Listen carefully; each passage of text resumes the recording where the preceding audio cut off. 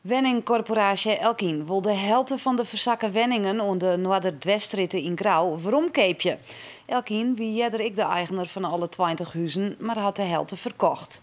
2 huizen binnen al ontrommen omdat het te gevaarlijk was. Uit onderzoek had nou blikken die dat de verzakkings veroorzaken worden door de zogenaamde peelpest. Houten pjellen die boven wetter komen, kunnen peel rot krijgen. Onder wetter kunnen ze ook ontaasten worden door bacteriën. Dan gaat het om peelpest. In Grauw zitten pseudomonas-bacteriën in de greenpjellen. Auke Friso uit Grauw baalt als een stekker. Oorlie Lien kwam erachter dat zijn huis on het verzakje wie. Dat wie botskrikken. En ook al is het huis van Friso er nog het minst slim ontdaan. Toch mat er voort en binnen de verhuisdozen al impact. Ja, ik met voort. Dus er is mij een brief overhandigd dat ik binnen een enkele weken verhuisje met en deze wenning dus verleden met.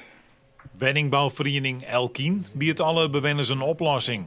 Als alle hieres hebben een nieuwe wenning daarwiest kregen en de helft van de eigenaars van een keertwenning had een oplossing voen. Doch is verhuizen net de oplossing van Friso. Ik zou je vol liever blijven en ik zou heel graag liever willen dat ze de fundering herstellen. En dan zeg ik van mij, hoe ik niet meer luxe. Ik ben hier uitstekend naar zin, hoe ik hier lang wagen. En dat geldt voor alle bewoners die hier wij. Die wil je gewoon naar wij. Elkien is op dit stuit dwaande met de taxage van de wenten. Dat moet begin na een week kleer wezen. Keepers weten dan beter wat zon daar binnen en wat hardenhoes nog wurg is. De verwachting is dat de weer een stuk leger lissen zal vanwege de peelpest. We kunnen in eigenlijk iedere situatie wel voorspellen dat er een gat is tussen wat de wenning op dit moment wurg is en wat de eigenaar de wenning oorspronkelijk van kocht had.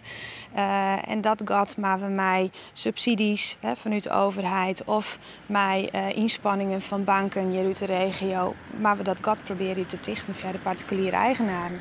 De eigenaars van de keerpwenten moeten dus compenseerd worden. Elkien had er al een plan voor. Het budget dat we als Elkien zijn, we investeren hier 1,4 miljoen in om redding te bieden. En we gaan ongeveer nog 2,5 ton nodig om het gat te dichten.